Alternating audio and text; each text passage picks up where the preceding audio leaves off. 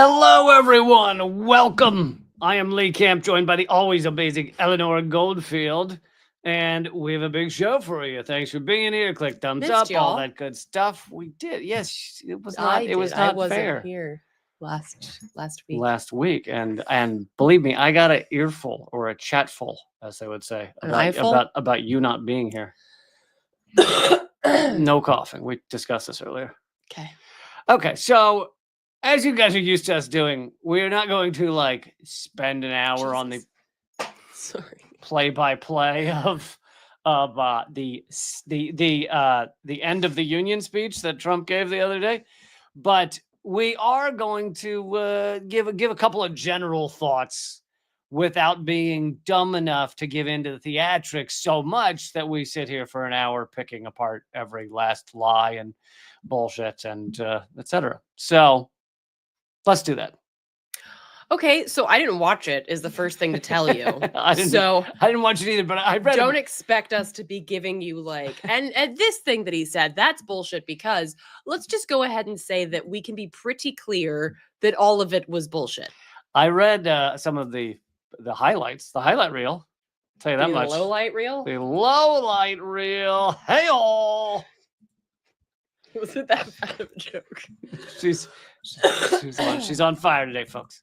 Okay, you know what? I don't have a comedic background, so I'm really proud of the jokes that I make when I make them, okay? You're proud of Let me have this one thing. You're proud of low light reel. I am. Okay. You know what? I am. Okay. Let me have this. Yep. I have so little. Okay. So the first thing why do we have to have his face on the thing? For those of you listening to the podcast, his face is on the thing. Can I just say, just really quick, there was this amazing picture that somebody did of like, what if Trump's face was the same picture, like the same color as like the color of his under eyes, which is clearly like his actual skin color. Right. It's terrifying, dude. I mean, he's already terrifying, but like, wow. Anyway. I don't know. I think the Oompa Loompa look is pretty terrifying. That's what I'm saying. Like, they're both terrifying. But the other one is terrifying in like, you know, when like you lift up like a tree that's like fallen across and there's like these thick white grub things. Yeah. That's what he looks like. Yeah, fair enough. Okay. As opposed to when they're toasted, which is the thing they do in Australia, that's what his face looks like now. Okay. And tangent concluded. So, okay, apparently several congresswomen wore pink. There was a lot of massive protests from the Democrats. Here are some of them that rocked the nation. There was so much protest. Some of the congresswomen wore pink. And let me tell you, the government came crashing down. Representative Teresa Fernandez of New Mexico told Time magazine, "Pink is a color of power and protest." Boom, bitches. That's just a thing I bet you Trump will never recover from these women in pink. It's time to rev up the opposition and come at Trump loud and clear. By the way, one of our favorite groups, Code Pink, wears pink, but that's while they're doing other things. Right. They're not just sitting there. They don't just wear the color pink. They're just sitting there in pink. And let's be clear, this is not the same reason that they're wearing pink. They're not wearing pink like Code Pink does to be anti-war and anti-US imperialism. They're wearing pink as some like vague attempt at care about women. We don't like you, Trump, so we're gonna wear pink, as if he was like allergic to it, or as if he had some kind of epileptic fit when he saw it. I'm not really sure. It did rock his world. According to insiders, he has not yet recovered. He's been in bed since because they wore pink. So the other thing that so of course that's BS, right? Like it's like if I were to say that my shirt that says Free Palestine is somehow a legitimate form of direct action against Zionism. It's not. It's just a shirt that I have. Like, let's not conflate the things that we wear with actual opposition. Real protests, yeah. So the other thing that this woman said was that this man and the Republican agenda is devastating for America's women. We stand in pink and we stand in opposition. I would just love to know what she would say to like a legitimate journalist who would have asked this question, but of course they don't work for Time Magazine. Well, they also don't exist anymore, do they? Not at Time Magazine. Not at Time Magazine. They do exist, but would have asked, okay, so can you talk about what Democrats did under Biden that really promoted women's rights and why you didn't wear pink when Biden was doing his State of the Union address, separating mothers from their children at the border, or pushing millions of more people, including women, into poverty during his presidency. Why wouldn't you have worn pink then? I will say this. Biden signed a bill saying he wouldn't smell women's hair anymore. So that then was I pretty, think he did anyway. So he did. Yeah, he broke the. Can't trust these people. The bill, but still. So yeah, that was some BS. Then they held up signs. This is the best part. They literally held up signs that look like they're at a silent auction. You know, like I've never been to a silent auction, but I've seen films. You know, when people have like the little, that's $100 to the woman in pink over there. Paddles. They're little paddles. They're like paddles? They're like ping pong paddles. Yeah.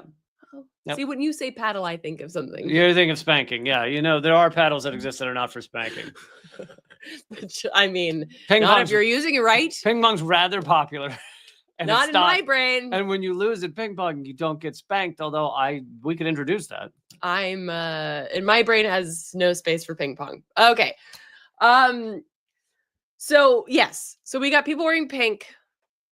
We got silent auction signs that say dumb shit like Elon Musk lies or something. Elon steals. Oh, sorry, he steals. Save Medicaid. Save Medicaid, which is something the Democrats haven't done.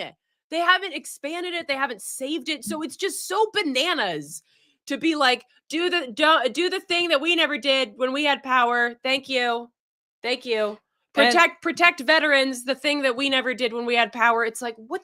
And perhaps the biggest point of this is these are the same people, along with a lot of our mainstream media, that are saying Trump is Hitler. Trump is Pol Pot. Trump is a dictatorial takeover of the American experiment. Like, that's what they're saying. Is it that, or is it just that you're mildly annoyed by his stuff, like to the level where you're going to hold up a paddle? Or like, you're not even... Because if he's Hitler or a dictator, then you don't hold up a paddle. You don't. If you're literally watching Hitler, the rise of Hitler, you don't sit there and be like, disagree. I disagree. Well, and there was one person who was removed, and Democrats have already come out to shit on him, to be like that wasn't appropriate. So they're actually. I'm trying to find it. Yeah, they're going to censor him. They said the outbursts were inappropriate. He was kicked out for screaming at Trump. Right. Which is what you do at the very least. If the person is Hitler.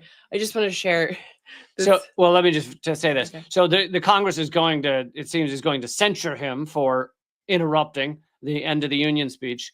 And apparently some Democrats may actually vote for it. So this is the resistance.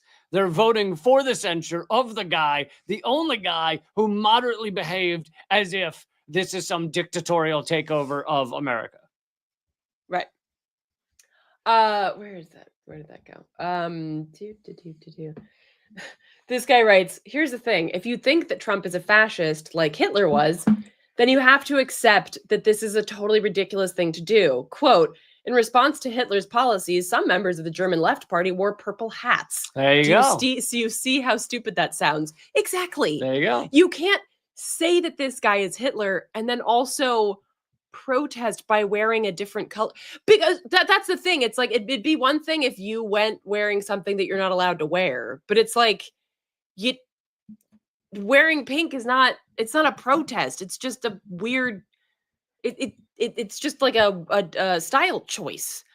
And again, several Democrats have come out to basically condemn Green for interrupting the speech. So it did pass. 10 Democrats joined with House Republicans Thursday to censure Al Green for his protest. So it did pass with various Democrats voting for it. Yeah. Because the one guy who actually just said something upsetting during Trump's speech, we need to stop that. But I think this is one of those moments, and there are oodles where we realize and we recognize who the Democrats are. You know, that saying, when somebody tells you who they are, believe them. Yeah. Or shows you. It's like they're showing us who they are. This is the perfect example of theatrics. It's painting Black Lives Matter on the street. It's putting a rainbow flag on things. It means nothing. Literally, like putting a rainbow flag on an aircraft carrier. It means nothing in terms of the lived experiences of people that the Democrats say they care about. If you really cared about any of the people that are affected by Trump's policies or by the stupid little auction signs that you're carrying, you would actually be doing something about that. But instead, you're holding little signs in hopes that that will mean that you get reelected. And you go cough for a while. And some other kind of big picture points about this is we have to remember that it is the bankruptcy, the moral bankruptcy, the ideas bankruptcy of the neoliberals that has allowed this rise of fascism. It is what created the void where a Donald Trump or another strongman could step in and be the rise of fascism that we're seeing. So they created this, and now they're holding up little signs to say, don't do it. So that's another part of it. And we just, we've been talking about the theatrics of the Democrats, but of course, all this is theatrics, right? Most of what Trump said, and I did read some of the key points, it's lies, it's bluster. Some of it he's legitimately doing, some of it he's not, most of it he'll do under some blanket of lies that he throws out to cover over the real reasons that many of these things are happening. I've gone over the real reasons for some of the stuff. Just an example is the bullshit they say about, we need to fix Social Security because millions of dead people are getting benefits. Utter bullshit. And I did a long segment on it the other day. It's all told, there may be able to find 13 dead people out of millions that are on the rolls, right? Because when someone dies, they don't disappear from the Social Security computers. They're still there. It just has a death date on it. So you've got millions of dead people in the Social Security system. They may be able to find 13 that actually are dead people receiving benefits because I guess a family member is defrauding the system, which would be 0.00001% of Social Security people with Social Security numbers. So why are they doing those lies? Well, the real reason is because they want to gut and steal Social Security. They want the money. On top of that, they just want to tear up the social safety net because they want the rich to have yet another leg up in this society. So that's the real reason. And it's ridiculous to believe any of the garbage he's throwing out there. So it's just theatrics on theatrics. It's a fake battle during a Shakespearean tragedy. Just one more thing about the I'm gonna come back to their lies in a moment, but go ahead. Okay. About the Democrats and the censor and everything. Representative George Latimer, a Democrat from New York, said, when a president, my president, your president, is speaking, we don't interrupt. We don't pull those stunts. Okay. Representative Tom Suozzi, also from New York, Democrat, said, I think it was a big mistake. I'm an old school traditional type. I think we should be treating the president with deference. Now, I would just like to say, when he says an old school traditional guy, I'm assuming he doesn't mean traditional Congress, where people literally beat the shit out of each other. Yeah, that's right. Like, lest we forget the caning of Charles Sumner. Yeah. I actually played this out. I had to play this out, and I think I was. What do you mean play it out? I was. What does play it out mean? Hold on, I'm about to tell you. I was Preston Brooks in my school in North Carolina. That's right, North Kakalaki. We staged this. Okay. And I was the dude who beat the other dude. So let me just tell you. Did they do that because you have a good arm? No, they did this because she had a good pitching arm back in the day. because it was a pro-slavery Democrat from South Carolina who used his walking cane to attack abolitionist Republican Charles Sumner. And because guess why my school wanted to have that played out? just to celebrate it? Obviously. You don't stage And something you did like the that. beating? I didn't really get it. I was like 11 at the time, okay? And you were like, wait, I get to beat another I kid? do. That I do sounds remember pretty coming good. home and telling David about my dad, and he was like, "The what? They did that?" Like, Her dad's a historian. he's Civil War. specializing in the Civil War. And he Civil was War like, that historian. feels a little questionable. Anyway, so this is the shit that and that was not like unusual for people to get into fisticuffs. I mean, the beating someone like with a cane was somewhat unusual, but people would have fist fights in Congress. It's actually appropriate. You're still beating down people in debate today. So you really stayed that path. So the idea that this old school traditional guy would just shut up, sit down, and take it is actually not very traditional. Representative, whatever the hell your name is, it's not important enough for me to remember. But so again, I just wanted to like share that because it just shows the remarkable lack of spine that the Democrats have. And then this other guy from Maine said, I didn't take that approach myself, so obviously I don't condone it. Oh, okay, so people can only act the way that you want to act for it to be okay. Ain't that just like the Democratic platform there? We need everybody to do what we want them to do, otherwise we don't support them. It's like, this is I mean, can you imagine like the Republicans don't play like this? So this whole like the politics of respectability, which is exactly the same shit that they try to tell us. Oh, you shouldn't be marching, you shouldn't be protesting, you shouldn't be striking, you certainly shouldn't be, wearing a keffiyeh because that's racist. Like all of this politics of respectability. Ask nicely for your freedom, ask nicely for basic human rights. But of course, that means you'll never get them, which is exactly what the Democrats are comfortable with. And another reason you've seen a fair amount of civility, we'll call it. I don't know what you're going to call it. But during these things, during the State of the Union, traditionally over the past several decades, is because, see, the two parties are one party. That's why they aren't that angry. Because they essentially agree. They agree on 90% of the structural issues of this country. So even though they want to create these theatrics of it's the worst president, George W. Bush is the worst president, Obama's the worst president, it's like, yet none of them are standing up and like fighting back because they're all the capitalists. Like they are the millionaires in our society, almost exclusively millionaires nowadays. If not billionaires, and if they aren't millionaires, they're still funded by multi-millionaires. So they're still accountable to the millionaire class. So they are the capitalists. And this whole system of our governance is meant to protect them. So why would they be that angry when things are largely similar under the two sides? But I wanted to come back to sorry, I just wanted to share that. And now we're circling back. We're ping-ponging. Back to ping pong. I'm trying to make space in my brain for, nice things like ping pong paddles. Nice things like spanking, you mean? That was already in there, my friend. I don't need to make space for that. Okay, so ping pong paddles are the ones that don't have the spikes on them, right? Spikes? Oh, yeah. Oh, he's so innocent. So innocent. I didn't realize paddles have spikes on them.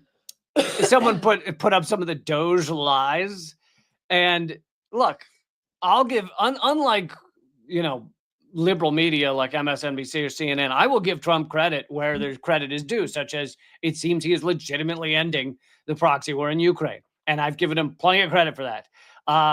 But under the where he's lying and where DOGE is lying and where Elon Musk is lying, why would you ever believe this shit? So here's what DOGE says these are changes that these are claims that even DOGE, even that department has changed, like admitted they got them wrong or they've adjusted them.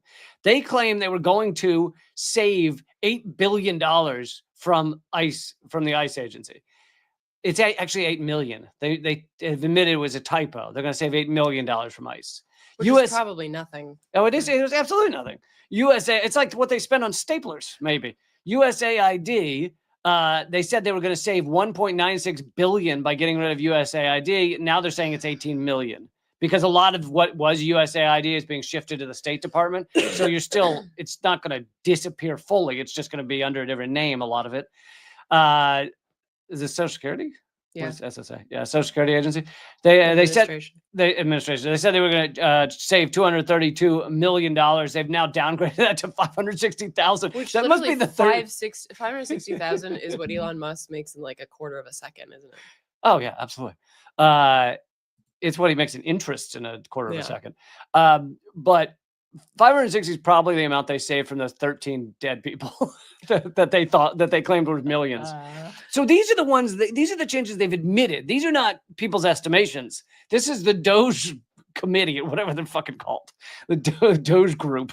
DOGE group. I mean, there's just that so sounds stupid. like something from like an SNL skit. I know.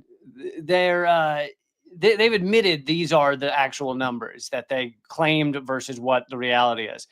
And someone's saying I'm off the mark. How am I off the mark? I would love to hear that. But maybe so what this gets to is why do they keep saying they're going to save all this money for the American people, and yet we've proven again and again it's lies? Why do they keep saying that? Because they don't give a shit about saving money. None of it is about saving money. Literally, the U.S. can print how much money they want. They can print trillions of dollars. They did it during the pandemic. They added 20% to our monetary supply during the pandemic. They can print whatever they want as long as the petrodollar still exists. And so what is this saving money garbage? It's all a smokescreen to give a justification for giving massive tax cuts to the rich and shredding the social safety net. That's those two things. And that's it. It's nothing to do with saving money. They don't give a shit about saving money. Besides, how many Americans do you go around and you go, hey, what's your number one issue? I wish the government would just save more of their money. Well, and also no one cares. There's an implication, like the implication here when they say we've saved money is that, somehow that's trickling down to us. But remember, trickle down economics is basically a golden shower. You're just getting pissed on. There's no money that trickles down to us. So anything that would be saved, if they did save money, they're going to pocket. They're like, they being the oligarchs. There's no way, like nobody's getting, it's not like you're going to get a thing in the mail that says, hey, with the money that we've saved on ICE, we paid off all your college debt. Like that's not this saving money, even if it were true, that they saved a lot of money and they got rid of a lot of bullshit admin, it's still not coming to you or me. So it's like, what? Well, and Trump has floated out there, but Trump says tons of things that he's lying about, but he has floated out there. What if we gave 20% of the savings back to Americans? Well, a few things. One is I'd be surprised if you ever saw a penny of that. But if you did, it would be a fraction of the massive tax cuts they gave to billionaires and multi-millionaires. So they give a little sprinkling, a little trickle to the people while they gave billions and trillions to the richest Americans. Well, and they would go, look, we gave you money. Hey, look what we did. It also speaks to a fundamental misunderstanding, obviously like a willful one, of how economics works. It's like when George Bush, if anyone's old enough to remember this, sent everybody the Bush administration sent everybody a $600 check. I remember I got mine and I was like, thanks, I guess, for starting multiple wars and then sending me a check. And then sending $600, yeah. Like, but and it was supposed to, be this like boost the economy. It was supposed to be like, oh, isn't George Bush great? And da da da. And it meant nothing. Of course, it meant nothing. But it's like it's supposed to make these horrific presidents. Remember when George Bush was the bad guy? Seem better. And it's supposed to make you forget that they are tanking the economy and making life worse for basically everybody who's not a millionaire or a billionaire. And for those of us who have our heads screwed on properly and are on that journey or in that space on our political journey, know that this is just BS. So it's like, yeah, it's not. Even if you got a check in the mail that says, heart and smiley face Elon Musk, it's like, it doesn't change the fact that this guy's a penis wrinkle and like a total psychopath. Like, so yeah. Okay, I want to keep going, but I also want to pause for a second to remind everyone tonight is tuned in. Tonight is episode 3 of Unredacted Tonight. my new comedy show that is basically a recreation of my old comedy show, Redacted Tonight, but now it is completely independent. It's just me making it, and it's called Unredacted Tonight, and it's free to watch. And episode 3 is coming out tonight, 7 p.m. You can watch the premiere, 7 p.m. Eastern, 4 p.m. Pacific. I'll put the link again in the chat, but you can also find it at the top of my Linktree, linktree.com/Lee Camp. I would love for everybody to go check it out. The response to the first 2 episodes has been awesome, and thank you guys for supporting the show. Oh, yes, I wanted to do this one last thing because this kind of relates to the DOGE thing. Because DOGE is making these cuts, which apparently is leading to cuts across the country of employees getting fired around the country. Also, the tariffs are hurting a lot of, or will be hurting a lot of workers across this country that Trump is putting on, really a war on the working class of this country. Of course, this is not the beginning of this class war. It is, the middle of it. So let's not pretend Trump's the first one to start a class war against working Americans. But because of that, even Republicans, all these Trump supporters are not doing well at town halls across the country. It's not going well for them. So a memo has leaked out that showed Republicans. Well, it's a commercial. Oh. Eleanor has the attention span of... Well, I thought somebody was like doing a really weird protest where they show up as bears, and I was like, "Well, that's interesting." I'm wondering the connection here. That would be a much better story than the one I was about to bring. See, that's what I'm saying. I'm all here for the creative activism. Bears have been mauling Republicans at town halls. Democrats and progressives and just people who hate Republicans have been unleashing wild bears into town hall meetings, as opposed to non-wild bears? As opposed to those domesticated bears that clean your kitchen and provide honey. No, the bears is some dumb commercial, but I'm sorry. I'll stop looking at your screen. Yeah, really. You're not helping. Republicans have been advised to avoid in-person town halls after confrontations over the layoffs have gone viral. And does anything else say late-stage empire, late-stage capitalism like the millionaires who are the so-called representatives, quote unquote, of the people being advised in the one time out of your entire time in office that you go and actually interact with the people? Stop doing that. Do not go interact with because the people do not like anything you're doing. Well, and you're not going to do anything the people like anyway. So it's like, why? Because they try. Because this is the theatrics unraveling. It's to mix my metaphors. This is the play collapsing.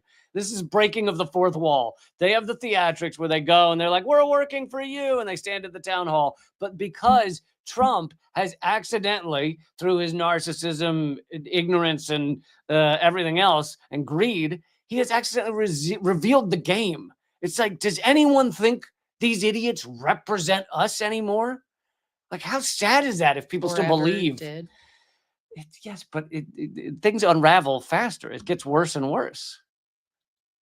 Don't you think? I don't know. I mean, today, this is the anniversary, March 6th, of the anniversary of the Dred Scott case in 1857, where the Supreme Court, I could just Google it, but I'm too lazy, where the Supreme Court found that, or decided that the descendants of slaves can't be U.S. citizens. So, I wouldn't say it's unraveling. It's just doing, it's kind of like... I said he's revealed it. Right, but it's like it's this downward spiral. It's not a circle, but it's like a downward spiral. And we're coming back to our roots, Lee. It's a toilet bowl. Coming back to our roots. Flushing. Toilet bowl flushing. You really want this to be a shit joke, don't you? But I mean, and of course, so do you, kind of. Of course, like in that whole anniversary idea of the Dred Scott case is also like, okay, so what does it mean now that descendants of slaves or Black people in general can be citizens and are citizens? What have they won from that? Aren't there more slaves today than there were because of prison labor? It's like, what does it actually mean to be a citizen of the United States? And so I just throwing that out there in relation to what you were talking about, like it is an unraveling, but it's a reveal. It's a reveal of what the US has always been. And hopefully This is the final reveal before it collapses like a flan in the oven. If you don't know what a flan I think we is. actually had 13 different metaphors in the past 3 minutes. So the flan is spinning downward. Is that right? You don't want to spin a flan. Instead, it's really going to deflate. So the toilet is made out of flan, and I don't. I've lost it. I've lost it. But what were the Bears were doing? What? So, I'm on Team Bear, is what I'm saying. You like gay men? Oh no, I was referencing the would a woman choose a man or a bear? Do you remember that? No. Oh, you didn't hear about this? It's What? like what? Yeah. The man or the bear? Oh, come on, Lee. I remember Louis C.K.'s joke about how woman going on a date with a man is like going on a date with a half tiger, half bear. A viral debate where women are asked whether they would prefer to be alone in the woods with a man or a bear, and many women choose the bear. That's what I'm saying. I'm on Team Bear. Because there's like very simple rules with a bear. I can't remember if it's black bear or brown bear, but one of them you play dead, the other one you like run away and make like big, motions or whatever. But with men, you can't play dead. You can't really run away unless you're faster. I'm definitely on Team Bear. That's what that viral question is. Ironically, Louis C.K. before he was canceled for being a bit predatory, he had a joke about going on a date with a bear/tiger, but he also said like the number one cause of harm to women is men. Yeah. So he's like the number one cause of harm to men is heart disease. It's just our own heart. Okay. Let's move on to this, which is a pretty big story. Trump in his speech said a big U.S. Okay, thank you, Mirth Logic. Mirth Logic has it. If it's black, Get your hand out. If it's black, fight back. If it's brown, lie down. If it's white, say goodnight. They're talking about bears, not people. Yeah, that was iffy. We need to make a very big caveat before we give that. If those are bears. Bears, not men. Okay. Trump during his speech, we desperately need to move on. Trump during his speech. I was just trying to educate you on a viral thing that I knew about and you didn't. I'm getting beat up this round. The Trump in his speech mentioned, so he's trying to steal the Panama Canal, right? He wants to take that from Panama, saying we gave it to Panama, but of course it's down in Panama. Enough. It's down in Panama, so it should be theirs because it's in their country. But he wants to steal it back, and he wants to do that specifically because of the fight with China. And if he can cut off that transport route for China, it's a big win for the U.S. Cold War that Trump has helped create with China. And he announced in his speech that a big U.S. company, he didn't say their name, big U.S. company has bought the ports on either side of the Panama Canal. Basically, you can't go through it without the approval of this U.S. company. What company was he referencing? BlackRock. Which Lee talks a lot about in his first episode of Unredacted Tonight. In my first episode of Unredacted Tonight, I talk a lot about how BlackRock and Vanguard and State Street are the real owners of a lot of this world. They don't own China, which is part of the reason the U.S. hates it. But so here you have literally a partnership between the U.S. government and BlackRock, because BlackRock basically owns the U.S. government, in order to shut down the Panama Canal for China, at least when they feel the need to. I also found it interesting. So this is a great website, Geopolitical Economy. It's run by Ben Norton, who's an amazing human and amazing journalist. But so the Associated Press also reported that the BlackRock-led consortium now controls at least 43 ports in 23 countries. Mm-hmm. And this is really, really sickening and scary for a lot of reasons, just outside of Trump's little Monroe Doctrine, reboot. But not that it ever went away, really. Because also when we're talking about, for instance, arms embargoes, the fact that, for instance, there is supposedly an arms embargo on Israel right now because international law has dictated so. But if these ports, these international ports, are not owned by those countries, but they're owned by a financial institution like BlackRock, they're not going to shut down a port, because their interest is not in statecraft, and their interest is not in like the interests of that state. It's literally in the bottom line, which for BlackRock is the biggest bottom line in the world. So I think like this is an important thing to note, not just with regards to this specific issue, but for issues in terms of like any kind of shipping that we're talking about. Yeah. And China, of course, has partnerships with a lot of countries around the world. They've just built a mega port in Peru. And China goes about their foreign policy far different than the U.S. does. The U.S. basically says, give us what we want or we will destroy you either economically or otherwise. And China says, what kind of deal can we make that's beneficial for us and to you? It's called diplomacy. We haven't tried it yet, but we're thinking about it. On March 4th, an agreement was announced in which a consortium led by Wall Street giant BlackRock, the world's largest asset manager, aka shadow bank, would buy the ports on both sides of the Panama Canal. The Associated Press noted that this deal will be effectively putting the ports under American control.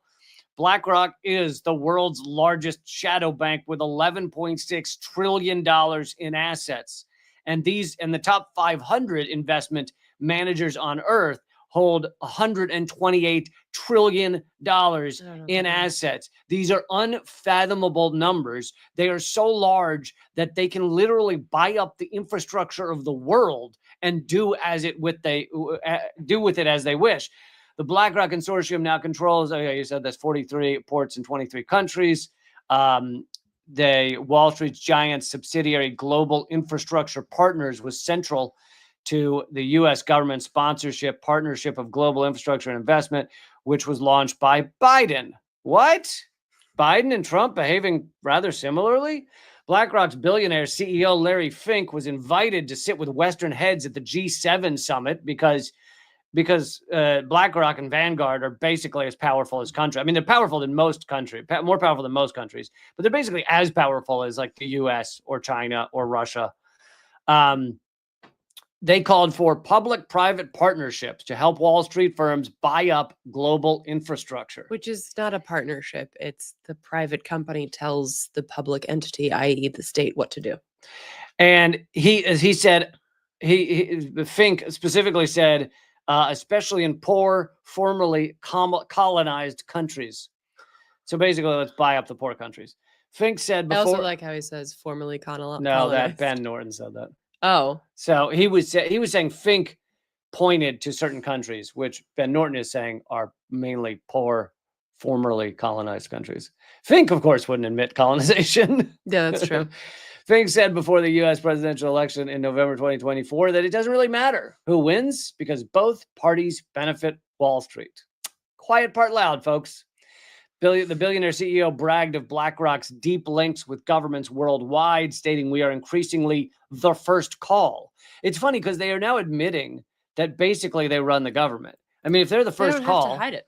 If they're the first call, and you've got to assume that what's part of the reason for making them the first call? Well, if they say no to something, if they say absolutely not, we will do everything we can to fight against whatever behavior, whatever action, then it's over. Yeah. So that means they have veto power over the American government.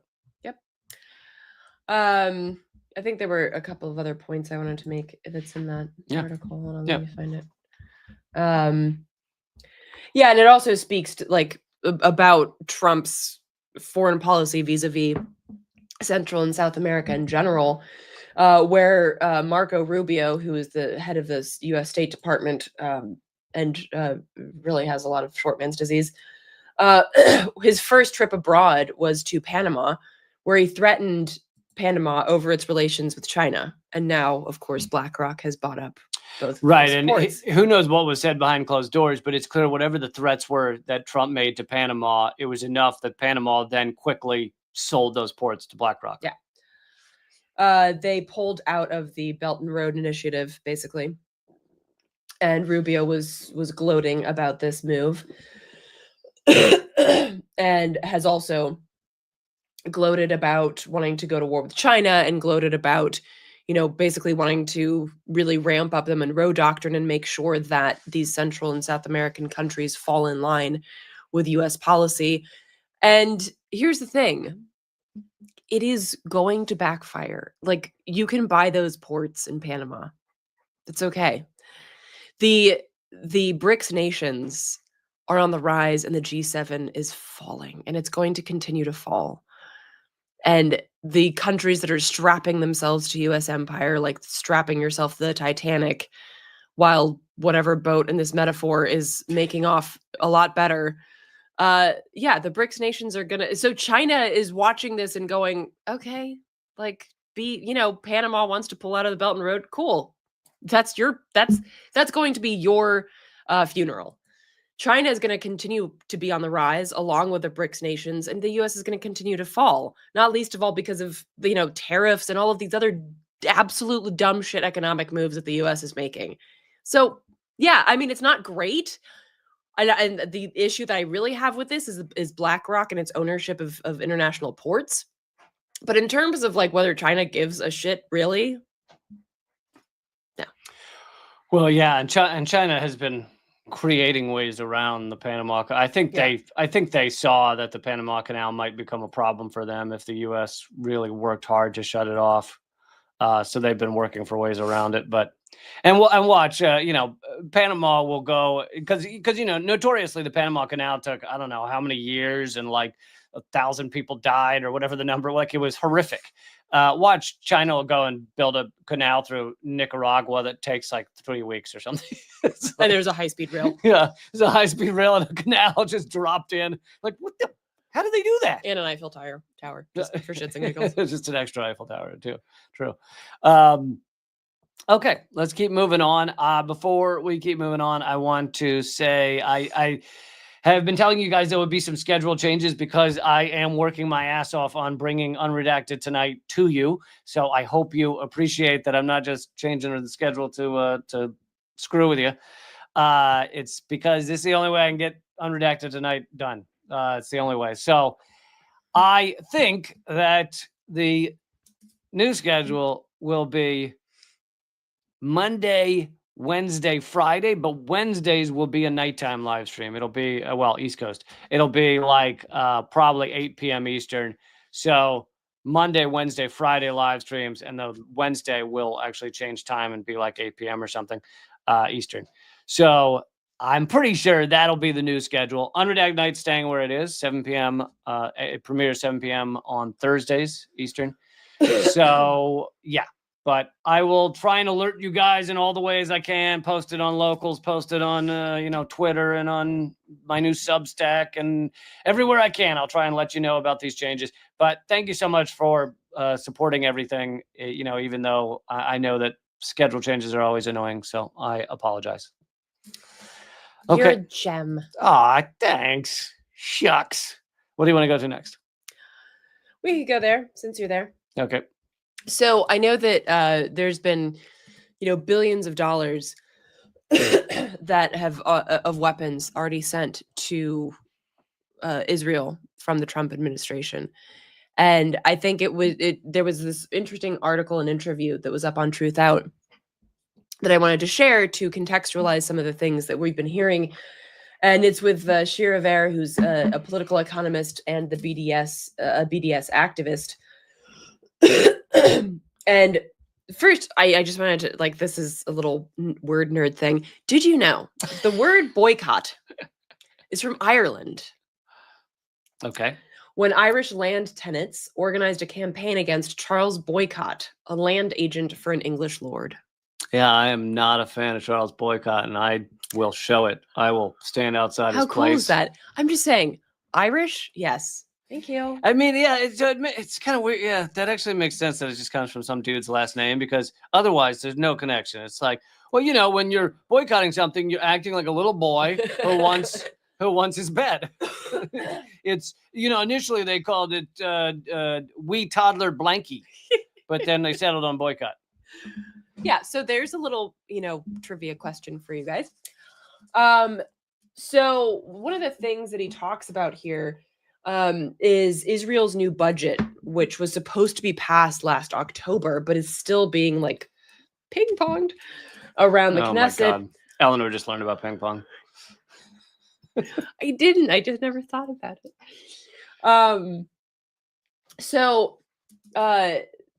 This economic analyst, who's actually Israeli, and now lives in Berlin and does all this BDS work, says that Israel is well aware that there is an embargo, an arms embargo. Now, the fact that a lot of nations are not, or most nations are doing nothing about it, is obviously a related story.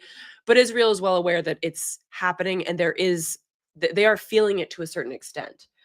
And he says there's no such thing as a state without a budget, but Israel is not really functioning as a state. Thank you, Doug, for the support. It's functioning as an army, as a genocidal army, and this budget has tens of billions of dollars set aside to build supply lines, production lines for weapons in Israel in order to avoid importing weapons. So the Israeli Ministry of Defense issued a tender for replacing the main combat rifle of the infantry. That's an example. They also have plans to start producing TNT. Now, producing TNT is extremely environmentally disastrous, and as Haver puts it, they'll basically be destroying the land of Palestine and the nature of Palestine in order to make weapons with which they want to destroy Palestine. But he says, what does this do to the relationship with the United States? Boeing, Lockheed Martin, Raytheon, Northrop Grumman, they're not going to accept it. The Pentagon's not going to accept it. If Israel is going to bury tens of billions of dollars into establishing its own factories, the DOD would turn its back on Israel.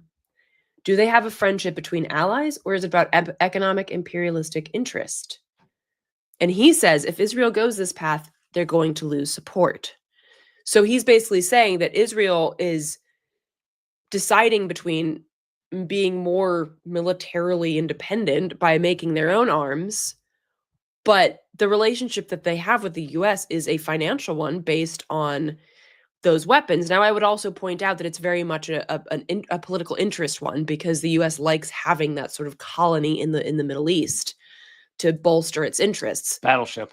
Unsinkable battleship. Right. But he makes a good point.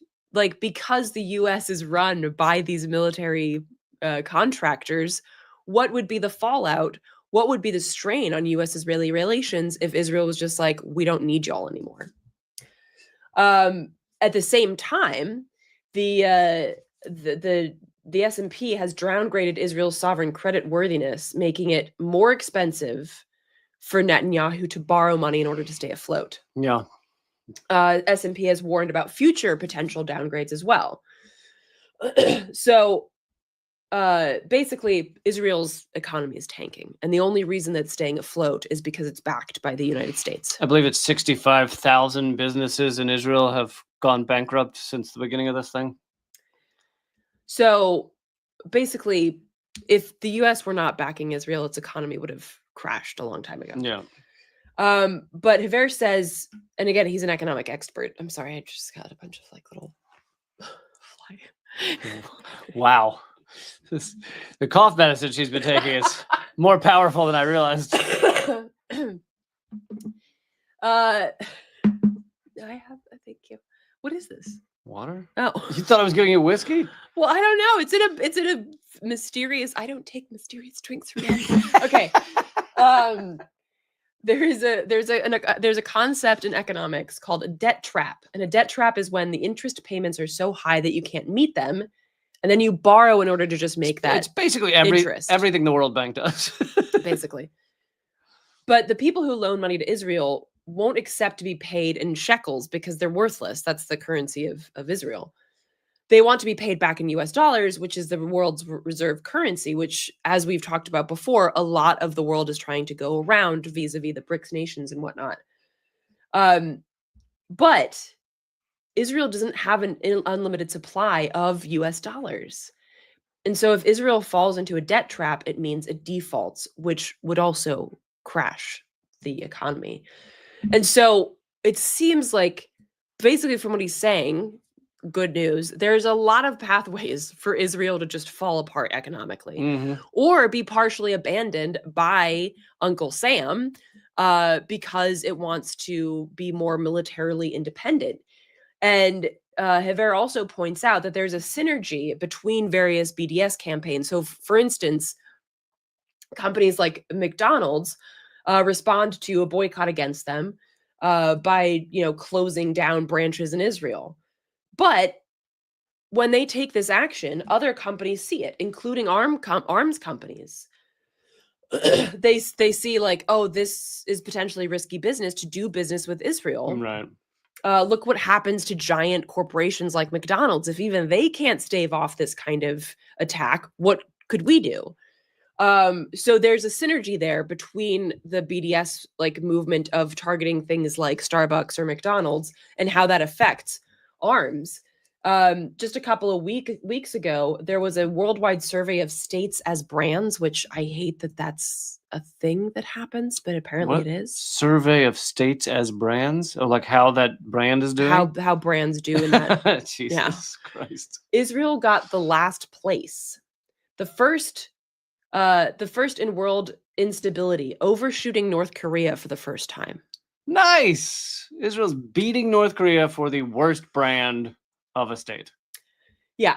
Well done. So this and Javier ends the interview by saying like, this is a really critical time for us in terms of the BDS movement to come together and really like find ways that we can work together to use our power, which I'm going to get to in a second, the power that we do have, which is not purchasing power in the way that some people might try to make it sound, but to use our power effectively, and to really like highlight these synergies, and not just where it relates to Israel, right? Like, how do these synergies affect us at home and workers here at home pushing for a just transition away from the war machine and away from dirty energy? So I think that this is a really great time to make those connections. Let me get to this real quick since it's Israel related before we get to our power. Fucking, you're messing up my transition, man. No, but this is Israel related. There's a segue, but this. I just wanted to point out that Donald Trump is apparently having negotiations with Hamas that at least some in Israel didn't even know about, but he's also threatening them publicly. He said on his Truth Social account, release all the hostages now or it's over for you. This is your last warning. Of course, he means only Israeli hostages, not the hostages Israel is holding, not the tens of thousands of Palestinian hostages that Israel is holding in their jails. Those don't count. Those we don't look at those. Those are not a thing. And but apparently in the negotiations, he's offering them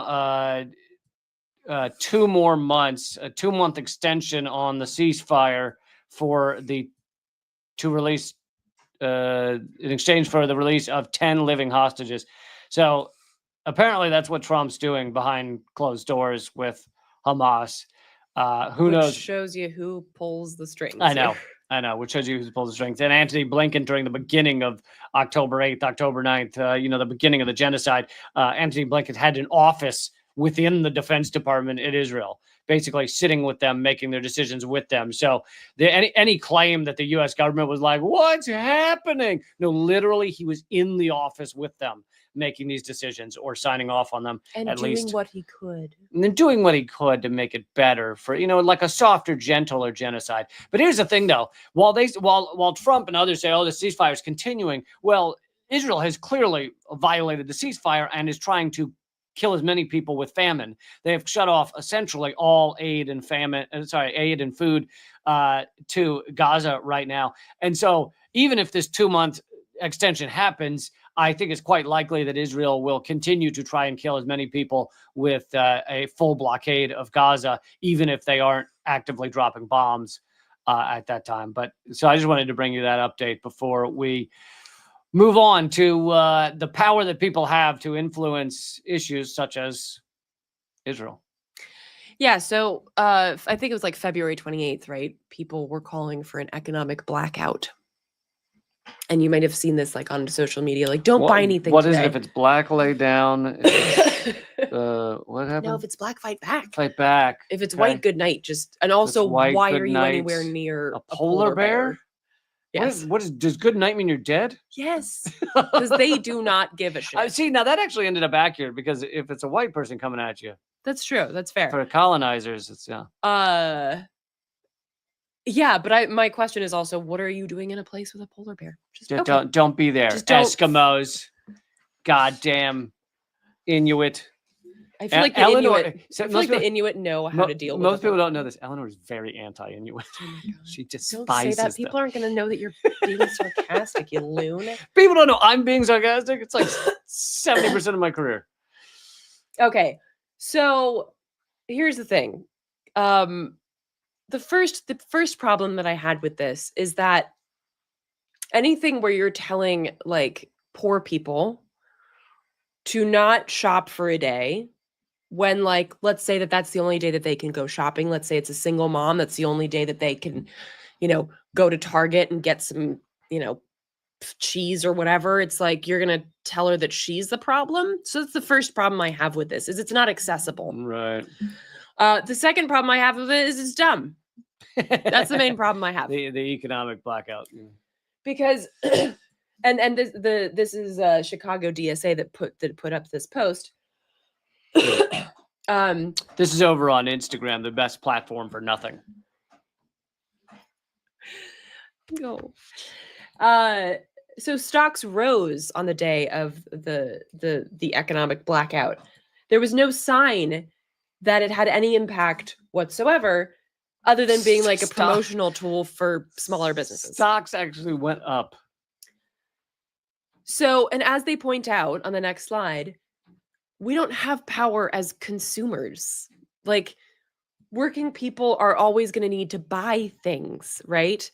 And even if we did decide like, okay, we're not going to buy things from Target or Starbucks today, guess what? You're like the $50 you were going to spend at Target. Yeah. So this is one of the points I wanted to make, which I did a longer segment on it the other day. Our economy is increasingly becoming a plutonomy, and I'm not going to sit here and go through everything I went through the other day. But even, the Wall Street Journal and everything is admitting that the economy is increasingly just a measure of what rich people are doing, of what people making, 500,000 or more a year, how they behave. And the actual, which is like 10% of the population or less. So 90% of our population is mattering. We're becoming negligible in terms of our spending power and how we behave. So it's basically just, are the rich going out and spending their money, is what our economy is increasingly measuring. So that fits with this not having a big effect. So as they point out on the next slide, we have... Next slide, please. We have power as workers. Our power lies in withholding or giving, as we usually do, our labor, right? So, and they give an example of, in 2019, a 35-day shutdown of the federal government came to an end after the Flight Attendants Union announced their intention to strike, which would have grounded a large percent of air travel. Even for just a short period of time, economy couldn't handle it. The same with the railroad strike. Like, if that would have happened, would have totally messed up the economy. Yep. So if you actually want some shit to go down, if you want change to happen, you can't just say, hey, don't buy anything at Target today. You have to withhold the power that you have, which is your labor. You know how something was going to have an effect? Is if Obama starts making phone calls to make sure it doesn't. Exactly. If he comes out of the woodwork just randomly like the NBA strike or the train workers strike, if Democrats like Biden, Clinton, and Obama start making phone calls to stop it, that means it was going to have an effect. Yeah. And so it's important to recognize the difference between having power as a consumer and having power as a worker. And the other point that they make, which is really important, is that strikes are not a thing that happened because somebody posted about it and a bunch of like people on Instagram thought it was a good idea and didn't have their Starbucks that day. Strikes take a shit ton of organizing power on the ground behind closed doors that isn't sexy, that isn't Instagram worthy, right? That is the tough work that has to happen in order for us to push towards, which I think we need to, and something that I feel very strongly about and I'm trying to work towards, larger strikes that connect the issues that are oppressing us all. right? That really target the architects of our oppression and don't just target like Target, right? Like it's not about whether you went to Target and bought your kid crackers today. It's about whether we can effectively strike for our basic human rights. And that shit takes a bunch of organizing, and it's not something that you can do as an Instagram post. And let me just throw in here that if you know, don't worry about targeting or withholding your bucks from Starbucks, but I actually think you should do those things. Yes. Like, let me finish. Like, I think you should do those things. Just don't expect it to change the way Starbucks behaves. So, like, I haven't bought Starbucks in years. I mean, I had problems with them long before the genocide began. So I at least tried to never buy Starbucks. There are times where the caffeine gets to lack of caffeine gets to me, and there's nothing around. It has happened before, but very rarely. But I don't expect that me not buying from Starbucks is going to change the way they behave. I just do it because I don't want to support what they stand for. And they make the point in this post as well that targeted boycotts do have power, just like I was talking about with BDS. Like McDonald's has lost a shit ton of money. So is Starbucks. So these targeted boycotts do have power, but they're not about like one day. They're about a continuation of a very specific target. So it's easy for somebody to say like, or easier to just be like, okay, I'm not going to buy at Starbucks. I'll go to Coffee Bean or whatever. Or like a local place, try that. Or just make it at home. But like the idea of just being like, hey, just don't buy anything today. It's like, okay, but you know, that's not our power. And it speaks to this kind of armchair activism where it's like people feel good about it and they're like, hey, I get to say that I did something. But ultimately, it's about as effective as wearing pink to the goddamn State of the Union address. But yes, and you know, this is also what we're also trying to say here is a high five to organizing and organizers. It is a massive effort that it takes in order to really organize large groups, behave in a certain way that will impact large corporations and you know the support for Israel. Now, a lot of people are doing that work. There's a lot of efforts to organize BDS. And it is having an impact, but it's not one day. And it has, you know, a clear goal, and it's being well done. And BDS is pretty powerful, I think. So, yeah. That's all I got. Mic drop. Mic drop. Okay, everyone. New episode of Unredacted Tonight is tonight at 7 p.m. Eastern, 4 p.m. Pacific. I hope you will watch the premiere. I'll put the link again in here, but it is also at linktree.com/Lee Camp right there at the top. Yeah, I think it's the first link on there. So I hope you'll check it out. I hope you'll check out the first two episodes if you haven't seen those. Also, Eleanor has interviews at Project Censored, which is wherever you listen to podcasts. It's also at projectcensored.org. Have some really great episodes from this weekend, next week coming up. And so where I interview Manar Adlai and Afeni Evans about feminism, in particular white feminism, for International Women's Day, because I like to shit in the punch bowl. So that's all coming up. And I all of my stuff is at artkillingapathy.com. Thank you for listening to my snivels and my coughs. I apologize. Yes, we're sorry about the coughing, but also schedule change next week. I will begin Monday, Wednesday, Friday live streaming. Unredacted Tonight is staying exactly where it is. Thursdays at 7 p.m. The Wednesday live stream will be likely later at like 8 p.m. Eastern. I guess I'll be on Fridays, or am I leaving? And Eleanor is done. After today's performance, she's out. Yeah, she'll be on Fridays. Okay. Thank you for telling me. Well, you used to be on Fridays until we stopped having Fridays. I know. I just thought I'd know before everybody else. This is how I find out. Oh my God. I had a long conversation with you. I'm leaving. Goodbye, everybody. Keep fighting.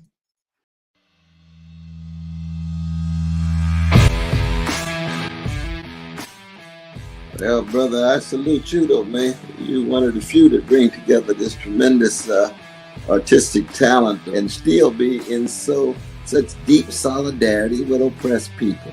It's an honor to be here because I'll tell you, Lee, you have one of the funniest shows on television, bar none. It's an enormous pleasure to be here.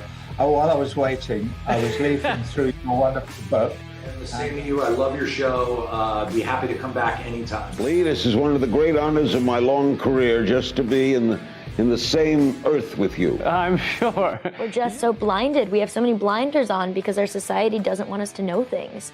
And so it takes shows like your show and it It is clearly designed to eradicate. Hey, good to see you. Hey, Jill, how are you? Julian, thanks for joining me. Honor to have you, brother. Consumerism is a theory that people should behave this way to help each other. It's not. Mr. George Galloway, thank you so much for joining me in these dark times. Always a pleasure, my friend. Thank you so much, Lee, for having me on. Keep fighting. Ha ha.